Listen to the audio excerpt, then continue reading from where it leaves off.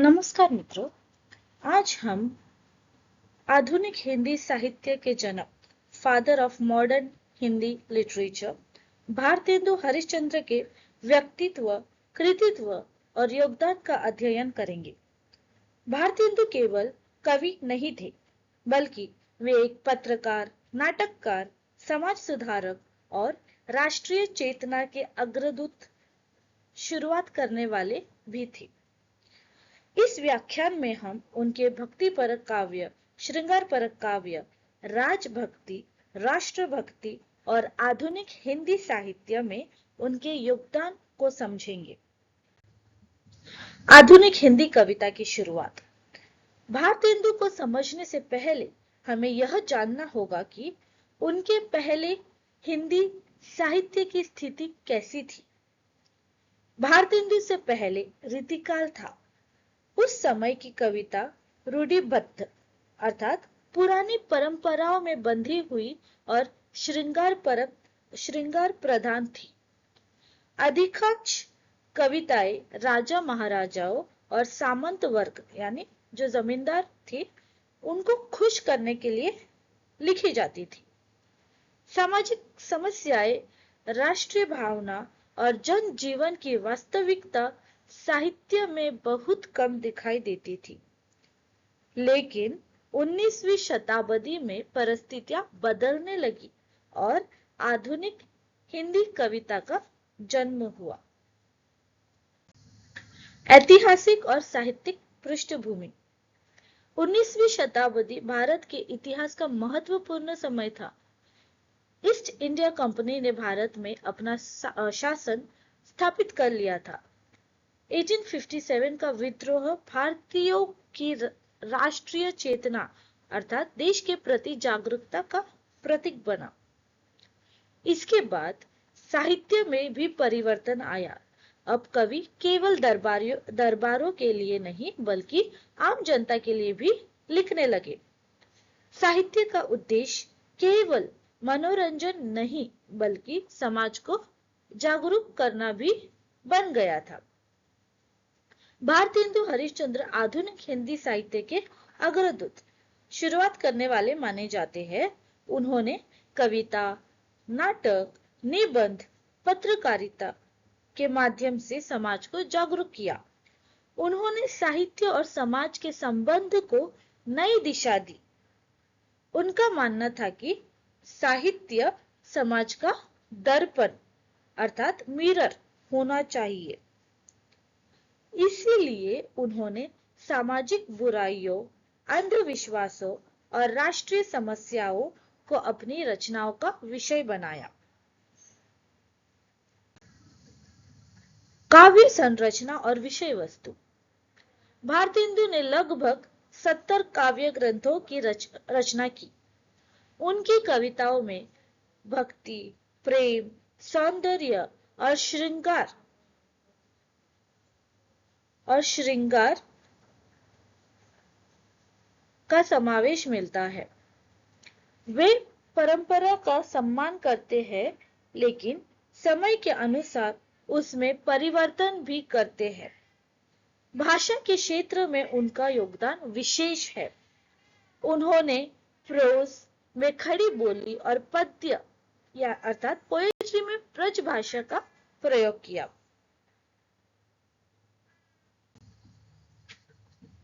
भारतेंदु का भक्तिपरक काव्य। भारतेंदु की अनेक रचनाएं भक्तिपरक है। उन पर वैष्णव संस्कारों और भक्ति साहित्य का प्रभाव था। उन्होंने राधा कृष्ण भक्ति को अपने काव्य का प्रमुख विषय बनाया। लेकिन उनकी भक्ति केवल धार्मिक नहीं थी, उसमें राष्ट्रीय जागरण, देश के प्रति चेतना और सामाजिक सुधार की भावना भी दिखाई देती है। यही कारण है कि उनके भक्तिपरक काव्य में प्राचीन और आधुनिक दोनों विचारों का समन्वय अर्थात मेल मिलता है।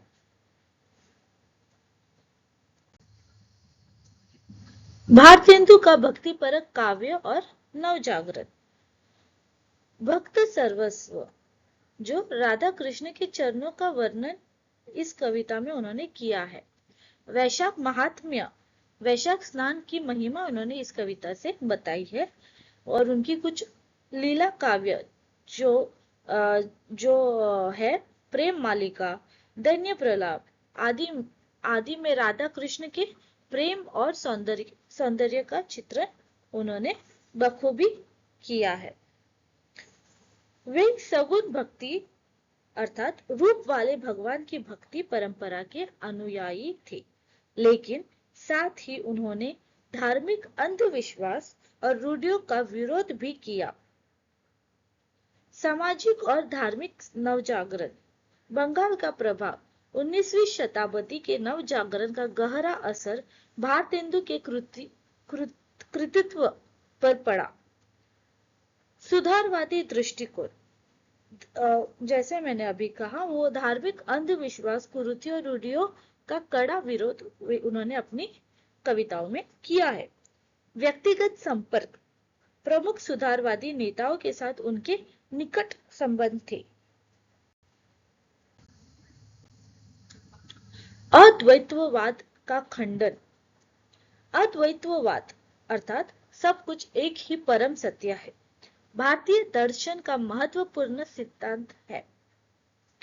लेकिन भारतेंदु इस विचार से पूरी तरह सहमत नहीं थे। वे मानते थे कि केवल दार्शनिक विचारों से जीवन नहीं चलता, प्रेम, भक्ति और व्यवहारिक जीवन अधिक महत्वपूर्ण है। उन्होंने सामाजिक सुधारों का समर्थन किया, लेकिन धार्मिक मान्यताओं पर अंधविश्वास का विरोध भी उन्होंने किया। तो यहाँ पर आप देख सकते हो सुधारवादी आंदोलन के प्रति उनका दृष्टिकोण। स्वामी दयानंद और आर्य समाज मूर्ति पूजा विरोध से वे असहमत थे। सामाजिक सुधारों का वे समर्थन करते थे और ब्रह्म समाज के धार्मिक मान्यताओं का वे विरोध करते थे और विधवा विवाह, अंतर जातीय विवाह, विदेश गमन जैसे सुधारों के वे पक्षधर थे। धार्मिक समन्वय की भावना, भारतेंदु सभी धर्मों का सम्मान करते थे। उन्होंने जैन धर्म, सिख धर्म और इस्लाम धर्म के प्रति आदर व्यक्त किया। उनका मानना था कि सभी धर्मों का मूल उद्देश्य मानवता और प्रेम है। उन्होंने धार्मिक संघर्ष की बजाय धार्मिक समन्वय अर्थात मेल जोल पर बल दिया। प्रसिद्ध कथन और उदाहरण, जैन मंदिर जाने पर कविता, बात कहूँ मूर्ख की यह मानो, हाथी मारे तहु नहीं जिन मंदिर में जानो। और गुरु नानक की प्रशंसा भी उन्होंने की। बाबा नानक हरि नाम दय पंचन दही उद्धार किया। कुरान का अनुवाद और मुसलमानों के प्रति सम्मान भी उन्होंने व्यक्त किया। प्रेम मार्ग की स्थापना, भारतेंदु के अनुसार सच्ची भक्ति प्रेम में है। उन्होंने ज्ञान, ध्यान और कर्म कांड की अपेक्षा प्रेम को अधिक महत्व दिया। उनकी प्रसिद्ध पंक्ति है, प्यारो पै यई केवल प्रेम में, ना ही ज्ञान में ना ही ध्यान में। अर्थात ईश्वर प्रेम से प्राप्त होता है, केवल ज्ञान या ध्यान से नहीं।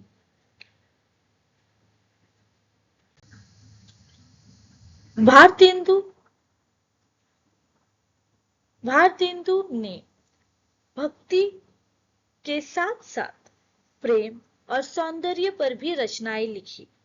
उन पर सूरदास, बिहारी और घनानंद का प्रभाव था। प्रेम सरोवर,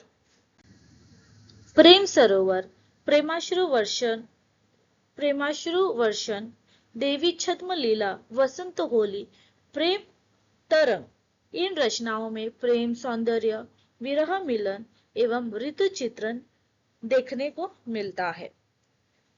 कविता की प्रवृत्ति और दृष्टिकोण, भारतेंदु की श्रृंगार परक कविताएं स्वच्छंदतावादी प्रवृत्ति को दर्शाती है।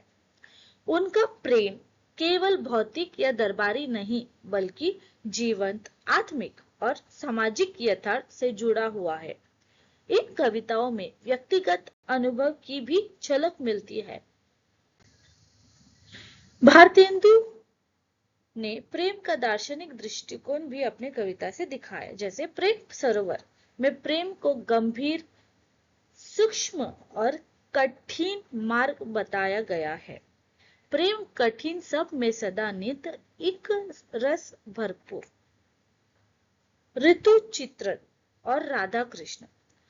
पावस ऋतु की पृष्ठभूमि में राधा कृष्ण के मिलन और विरह का भी इन्होंने सजीव चित्र अपनी कृति में किया है। रीतिकालीन परंपरा का निर्वाह और भारतेंदु की संवेदनशीलता और मौलिकता का समावेश भी हमें उनकी कृतियों में साफ देखने मिलता है। लोक संस्कृति और भाषा। भारतेंदु हरिश्चंद्र एक बहुभाषी मनुष्य थे, अर्थात उन्हें बहुत से भाषा का ज्ञान था।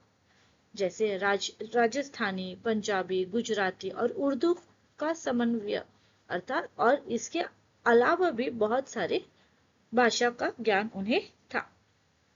लोक संगीत राग रागनियों के माध्यम से प्रणय भावना की अभिव्यक्ति। रीति काव्य से भिन्न था।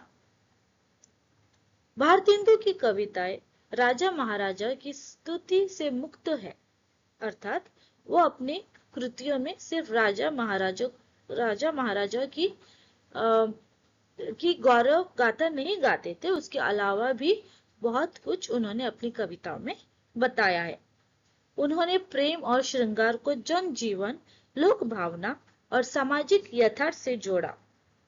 परंपरा के साथ संवाद। भारतेंदु परंपरा को अंधानुकरण की बजाय समझदारी से अपनाते थे। उन्होंने परंपरा का सम्मान करते हुए उसमें नयापन जोड़ा और उसे अपने समय व समाज से जोड़ा। भारतेंदु की आधुनिक कविताएं राजभक्ति विश्लेषण। आधुनिक कविताओं का स्वरूप। ब्रिटिश राज परिवार और प्रशासनिक अधिकारियों के प्रति समर्पित रचनाएं। राजभक्ति और राष्ट्र की पीड़ा का अनूठा संगम। तत्कालीन राजनीतिक चेतना का प्रतिबिंब। ब्रिटिश राज परिवार पर प्रमुख कविताएं। 1861 में उन्होंने शोक कविता महारानी विक्टोरिया के पति अल्बर्ट के मृत्यु पर लिखी थी। 1869 सुस्वागतम पत्र ड्यूक ऑफ एडिनबरा के भारत आगमन पर अभिनंदन करते हुए उन्होंने पत्र लिखा था। 1870 से 1875 सम्मान कविता ड्यूक ऑफ एडिनबरा व प्रिंस ऑफ वेल्स का यशगान करते हुए उन्होंने कविता लिखा था। राजभक्ति और राष्ट्र की पीड़ा का संतुलन। भारतेंदु ने ब्रिटिश राजकुमारों का स्वागत किया, लेकिन साथ ही भारत की गरीबी, पीड़ा, अंधकार को उनके सामने रखा। राजभक्ति पर लगे आरोप। आलोचकों ने उन पर अंध राजभक्ति का आरोप लगाया। डॉक्टर शंभुनाथ सिंह के अनुसार यह व्यवहार तत्कालीन यथार्थ और विवेकपूर्ण सोच का परिचायक है। 1857 के पहले और बाद का शासन। 1857 से पहले अंग्रेजों की लूट नीति और दमनकारी शासन था। 1857 के बाद महारानी विक्टोरिया के घोषणा पत्र द्वारा धार्मिक सहिष्णुता और योग्यता आधारित नौकरियों का वादा उन्होंने किया था। भारतेंदु ने इन आश्वासनों के कारण ब्रिटिश हुकूमत से भविष्य के कल्याण की आशा की थी। ब्रिटिश लॉर्ड्स के प्रति दृष्टिकोण। लॉर्ड लॉरेंस किसानों के हित में लाभकारी विधान पास उन्होंने किया था। लॉर्ड मेयो ने प्रशासनिक स्तर पर भ्रष्टाचार मिटाने का प्रयास किया था। लॉर्ड रिपन उदार और सुधारवादी नीतियों के लिए रिपनाष्टक द्वारा प्रशंसा उन्होंने किया था। भारतेंदु की विवेकशील आलोचना। उन्होंने सभी अंग्रेज अधिकारियों की अंधभक्ति नहीं की। लॉर्ड हेस्टिंग्स की धन लोलुपता, ग्रीड फॉर वेल्थ की आलोचना उन्होंने की है। लॉर्ड लिटन के शासन में अकाल से लाखों मौतों की कटु आलोचना भी उन्होंने की है। राजभक्ति और राष्ट्रभक्ति में संतुलन। भारतेंदु ब्रिटिश सत्ता के अच्छे कार्यों की सराहना करते हैं, लेकिन साथ ही वे निम्नलिखित विषयों पर सक्रिय रहे हैं। राष्ट्र की चिंता और जनपीड़ा, सामाजिक बुराइयों के खिलाफ सक्रिय लेखन, वैचारिक संतुलन का प्रयास।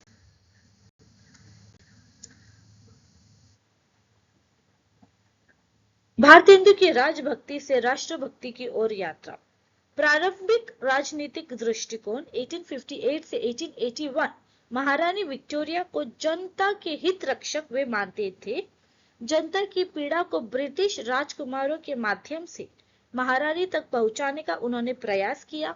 एक भोला विश्वास कि ब्रिटिश शासक भारत के कल्याण में रुचि रखते थे, ये वे सोचते थे।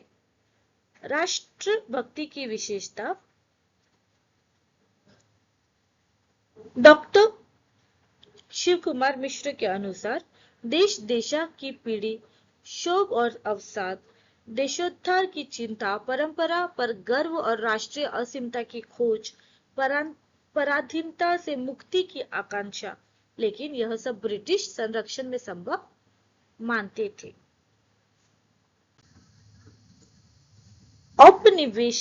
औपनिवेशिक नीति का मोहभंग और प्रमुख काव्य रचनाएं।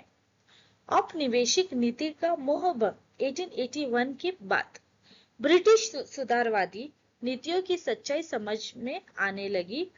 ब्रिटिश सत्ता ने एक खरीदी हुई जमात, मध्य वर्ग यानी मिडिल क्लास खड़ी कर दी है। अंग्रेज साम्राज्यवाद ने सामंतवाद से मिलकर लूटपाट की नीति अपनाई। विजय वल्लरी और विजय वैजयंती ये कविता अफगान युद्ध और मिश्र विजय की पृष्ठभूमि में है। उद्देश्य राजभक्ति नहीं बल्कि अंग्रेजी अत्याचार का पर्दाफाश करना था। भारतीयों को अंतर्मुख रूप से जागृत करने का प्रयास। यह औपनिवेशिक सुधारवाद के मोहभंग की घोषणा है। अंग्रेजों की युद्ध नीति पर कटाक्ष। ये तो समुचित व्यर्थ सब यह रोटी उत्पात, भारत कोश विनाश को ही अति ही अकुलात। भारतेंदु ने स्पष्ट किया कि युद्धों का लाभ सिर्फ और सिर्फ अंग्रेजों को और हानि सिर्फ और सिर्फ भारतवासियों को ही होता है और होता आ रहा है। नए जमाने की मुकरी। इसमें अंग्रेजों की भीतरघात और छल कपट का पर्दाफाश उन्होंने किया है। भीतर सब रस चूसे, हंसी के तन मन धन मुसे। यह रचना बताती है कि अब अंग्रेज खुले युद्ध से नहीं बल्कि मुलायम धोखे से लूट रहे हैं।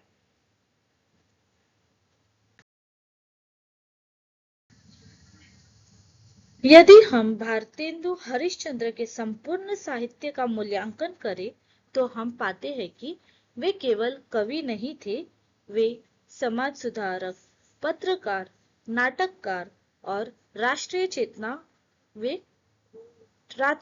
चेतना के वाहक थे।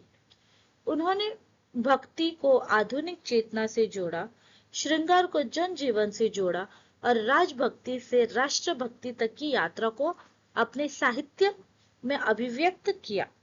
इसलिए उन्हें आधुनिक हिंदी साहित्य का जनक कहा जाता है।